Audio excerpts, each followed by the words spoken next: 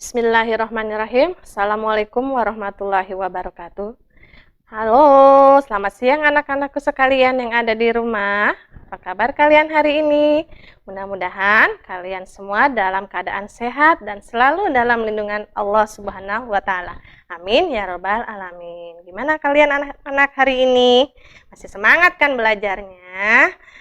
Pastinya dong anak-anak, walaupun kita masih belajar dari rumah, kalian tidak boleh putus asa dan tidak boleh putus semangat dalam belajarnya. Kalian harus sering berdoa kepada Allah Subhanahu wa Ta'ala agar pandemi ini segera berakhir. Jangan lupa, ingat patuhi protokol kesehatan. Ingat pesan Ibu 3M. Memakai masker, mencuci tangan, dan menjaga jarak. Oke? Nah, anak-anak, pada hari ini kalian akan belajar bersama Bu Feni tema 7.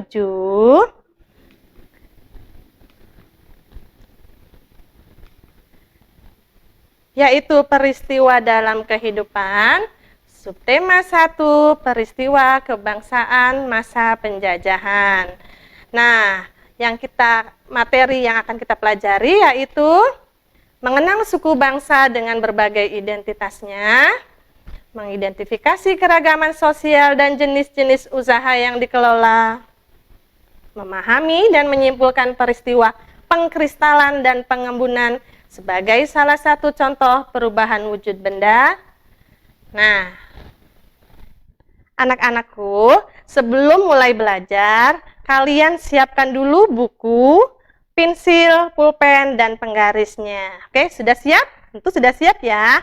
Nah, sebelum mulai pembelajaran, alangkah baiknya kita berdoa dulu ya. Yuk, sama-sama kita mulai berdoa. Bismillahirrahmanirrahim.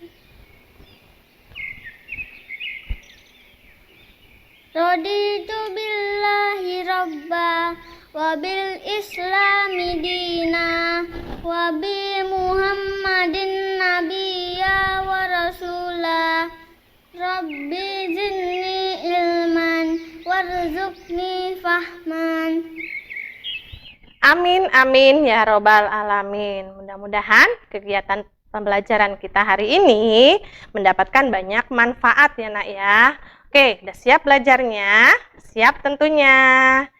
Nah, anak-anakku sekalian,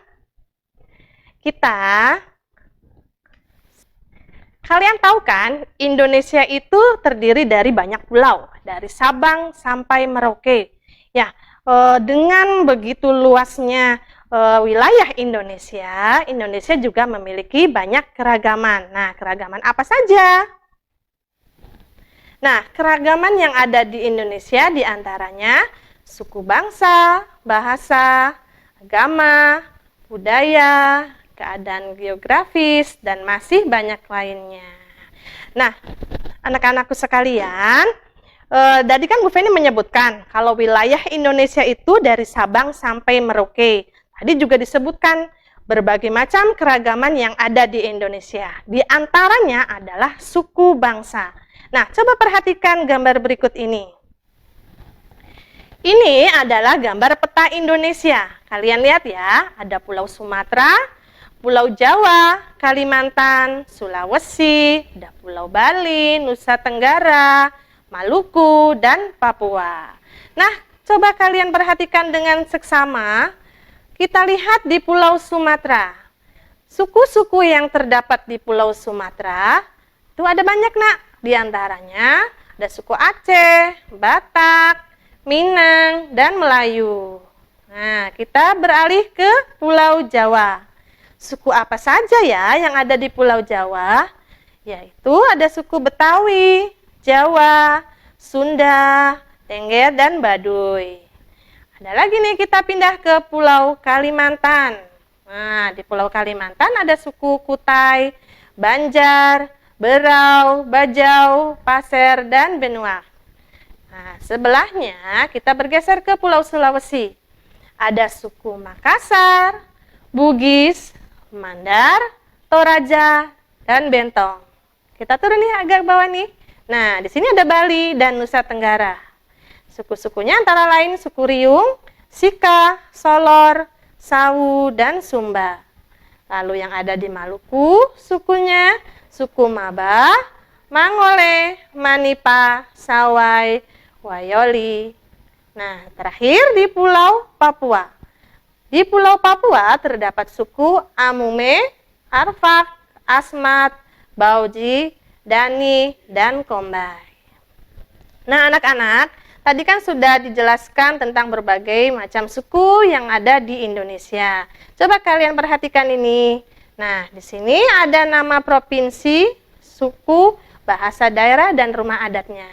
Nah, setiap suku biasanya memiliki keunikan masing-masing. Memiliki rumah adat sendiri, bahasa daerah sendiri, bahkan ada yang memiliki kesenian dan makanan khas sendiri. Di sini dicontohkan di Provinsi Nangro Aceh Darussalam, yaitu ada suku Aceh, Gayo, Alas, Klot, Malayu, Tamiang, Haloban, Devayan, dan lainnya. Nah, bahasa daerah yang dipakai di sana ada Aceh Gayo, Alas, Anek Jame, Tamiang, Devayan, Simeluk. Nah, rumah adatnya kalian bisa lihat ya di situ, rumah Aceh atau rumah krong, pade, atau berandang. Nah, sedangkan kalau di Pulau Jawa, yaitu tepatnya di Jawa Barat, nah itu ada gambar rumah adat, itu rumah adat dari kesepuhan, yaitu Cirebon. Nah, lalu kita beralih ke Nusa Tenggara Barat. Itu ada rumah Istana Sultan Sumbawa. Nah, bahasa daerahnya ada Sasak, Bali, Sumbawa, dan Bima. Terakhir di Kalimantan Barat yaitu Pontianak. Tuh lihat ada rumah adatnya yaitu rumah Istana Kesultanan Pontianak atau namanya rumah Panjang. Nah, anak-anakku sekalian, tadi dijelaskan ya berbagai macam keragaman suku bangsa di Indonesia dan berbagai macam keragaman kebudayaan, kesenian. Nah, sekarang coba kalian perhatikan lagi gambar di bawah ini. Di sini ada pantai, lalu ada daerah pegunungan. Lalu ada, wah ada apa nih? Ini ada sawahan ya nak ya. Nah, yang terakhir ini ada suasana di desa sepertinya. Nah, ini yang terakhir nih kalian tahu ya. Mungkin ini suasana di perkotaan. Nah, selain tadi keragaman suku bangsa dan kebudayaannya, Indonesia juga memiliki keragaman dari segi letak geografisnya. Ada di pegunungan, di pantai ya, ada dataran tinggi, dataran rendah, ada di desa, dan ada di kota. Nah, dari perbedaan letak geografis ini, setiap manusia yang tinggal di wilayah tertentu memiliki jenis usaha perekonomian yang berbeda-beda. Nah, kalian bisa menyebutkan tidak apa jenis usaha-usaha yang ada di wilayah yang tadi Bu Feni sebutkan?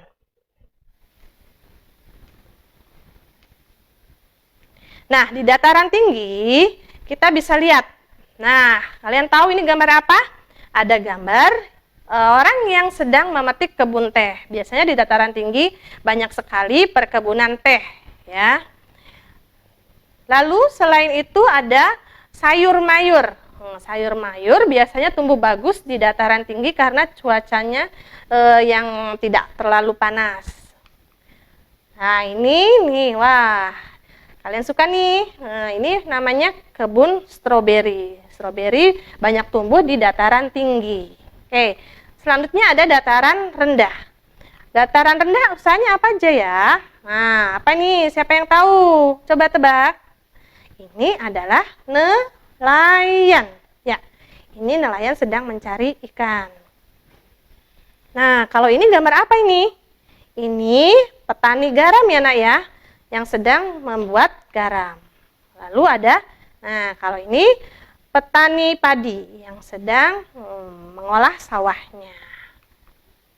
Oke anak-anak, tadi disebutkan kalau setiap wilayah geografis memiliki usaha yang berbeda-beda. Di pegunungan ada banyak perkebunan, dataran rendah biasanya ada nelayan, ada petani. Nah, kalian sudah tentu sudah bisa membedakannya ya. Oke, sekarang coba perhatikan.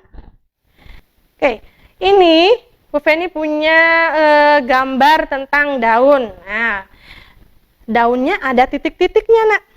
Apa ya itu namanya ya? Nah, atau biasanya kamu kalau lari pagi suka lihat di rumput-rumput banyak air-airnya.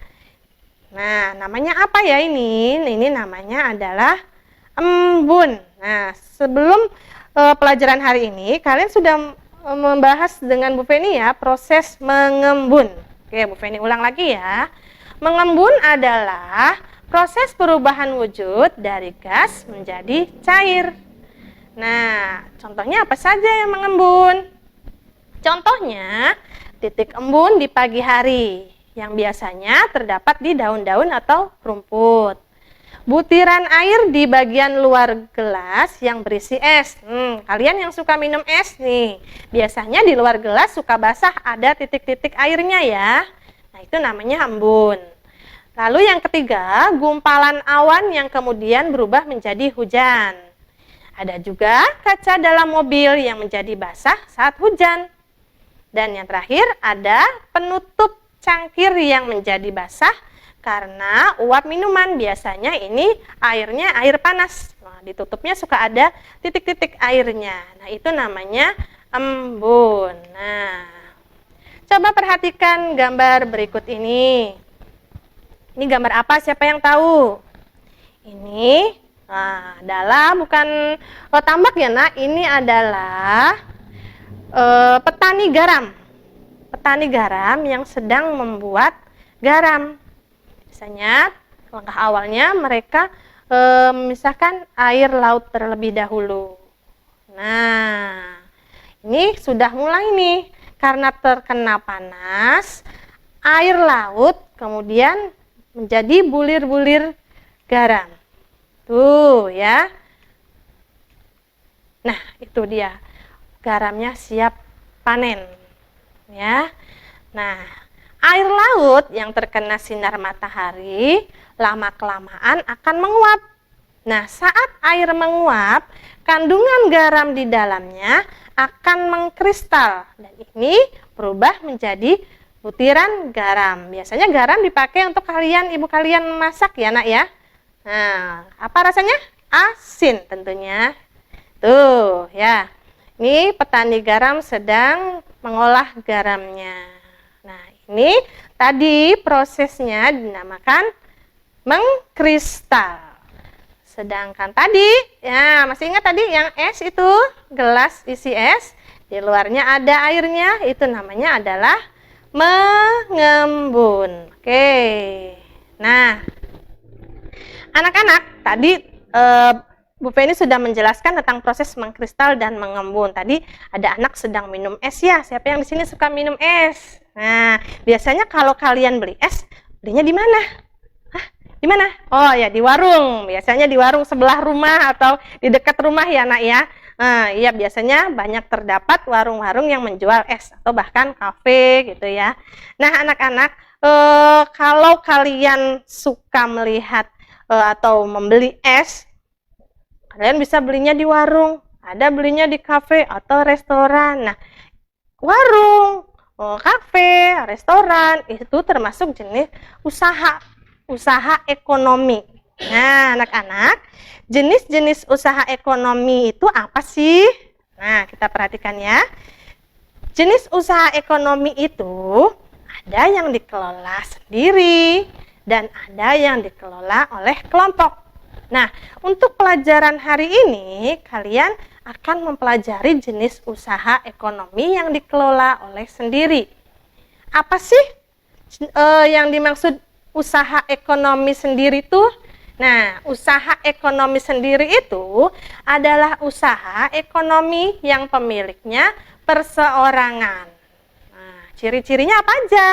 Ciri-cirinya modalnya terbatas dan dikelola secara sederhana. Biasanya namanya kalau usaha sendiri home industry ya, banyakannya ya.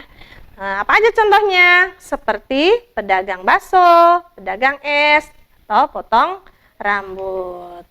Nah, anak-anak coba lihat. Nah, ini contoh usaha yang dikelola oleh sendiri atau perorangan. Ada tukang bakso nih, mamang-mamang bakso. Lalu ada usaha potong rambut atau salon. Nah, yang berikutnya adalah peternakan, tuh peternakan ayam ya. Lalu selanjutnya adalah ini. Nih banyak terdapat di Cirebon ya. Ini kerajinan rotan ya. Nah, itu termasuk ke dalam usaha yang dikelola oleh perorangan. Oke anak-anak, tadi Bu Feni sudah menjelaskan tentang berbagai macam keragaman suku bangsa di Indonesia, proses pengkristalan dan pengembunan, serta berbagai jenis usaha perorangan atau usaha yang dikelola oleh sendiri. Kalian sudah mengerti belum? Kalau belum, kalian bisa tanyakan langsung ke Bu Feni ya. Oke, hari ini pelajaran kita sampai di sini. Oke, Bu Feni punya tugas untuk kalian. Nah, tugas hari ini, silahkan kalian cari 5 jenis usaha ekonomi yang dikelola sendiri di sekitar tempat tinggalmu. Dan berilah penjelasan secara singkat tentang jenis usaha tersebut. Tugasnya sudah jelas bukan? Kalau kalian sudah mengerjakan tugas, silahkan kirim ke classroom-nya. Ingat, mengerjakannya itu harus teliti dan tulisannya harus rapi sehingga mudah terbaca. Oke? Mengerti? Anak-anak, hari ini cukup sekian pembelajaran dari Bu Feni. Kurang lebihnya mohon maaf yang sebesar-besarnya. Kita jumpa lagi di lain kesempatan. Wabillahi taufiq wa hidayah. Wassalamualaikum warahmatullahi wabarakatuh. Sampai jumpa.